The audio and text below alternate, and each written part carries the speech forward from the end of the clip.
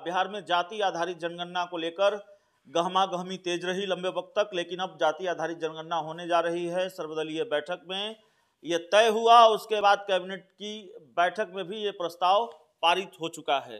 तो जाति आधारित जनगणना को लेकर एक परसेप्शन भी है, जाति आधारित जनगणना होने जा रही है। इसके बाद एक परसेप्शन भी बना है कि बीजेपी को एक बार फिर नीतीश कुमार के सामने झुकना पड़ा है।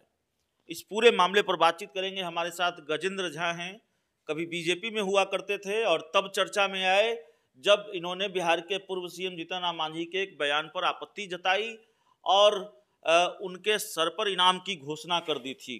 तो गजेंद्र झा जी, मांझी जी वाला मामला तो पुराना हो गया, लेकिन जाति आधारित जनगणना को लेकर काफी गहमागहमी है और आपकी पुरानी पार्टी को लेकर एक परसेप्शन है कि नीतीश कुमार के सामने सरेंडर हो गई आपकी पुरानी पार्टी बीजेपी।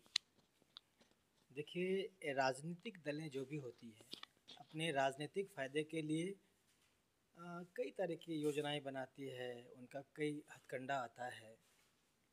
इस राजनीतिक जो योजना है, षड्यंत्र है, इससे परे एक और चीज़ है कि जिस राज्य के लिए आप राजनीति कर रहे हैं उस राज्य का उससे क्या सरोकार है। किसी राज्य के मुख्यमंत्री को किसी भी योजना के विषय में जब भी आप चर्चा करते हैं तो सबसे पहले एक जो महत्वपूर्ण बात आनी चाहिए वो ये कि इससे लाभ क्या मिलेगा जन जन को। बिहार में ये जो आप कहें जातीय जनगणना की बात है, जातीय जनगणना से बहुत ज़्यादा ज़रूरत बिहार में था युवाओं के रोजगार का, जो दर दर की ठोकरें खा रहे हैं लोग। सबसे ज़्यादा IAS IPS की जब बात करते हैं, ऑफिसर्स की बात करते हैं, बिहार से ही जाता है और बिहार में सबसे ज़्यादा भ्रष्टाचार है।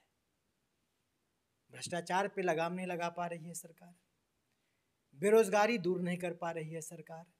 शिक्षा का, नीतीश जी के राज में शिक्षा का बंटाधार हो गया है, चाहे वो मौलिक शिक्षा की बात हो, चाहे शैक्षणिक शिक्षा की बात हो, चाहे नैतिक शिक्षा की बात हो, शिक्षा बंटाधार हो चुका है। अपनी पुरानी पार्टी के स्टैंड को किस तरह से देख रहे हैं, बीजेपी के स्टैंड को किस तरह से देख रहे हैं? उसी पे आ रहा हूँ।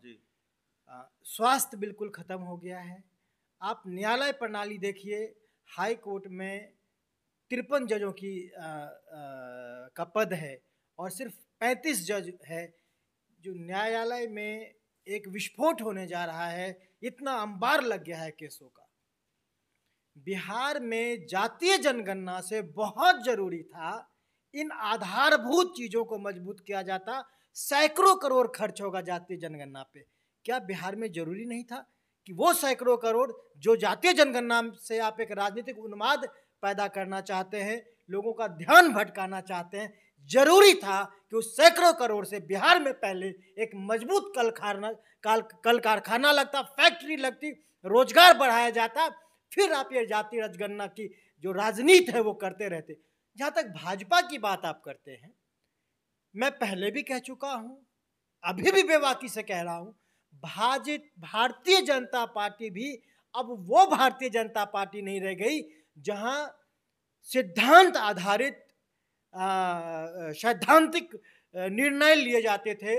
वो बातें भारतीय जनता पार्टी में भी नहीं रही। भारतीय जनता पार्टी भी बिहार में अब सिर्फ नीतीश कुमार के हाथों का खिलौना मात्र बन के रहे। प्रदेश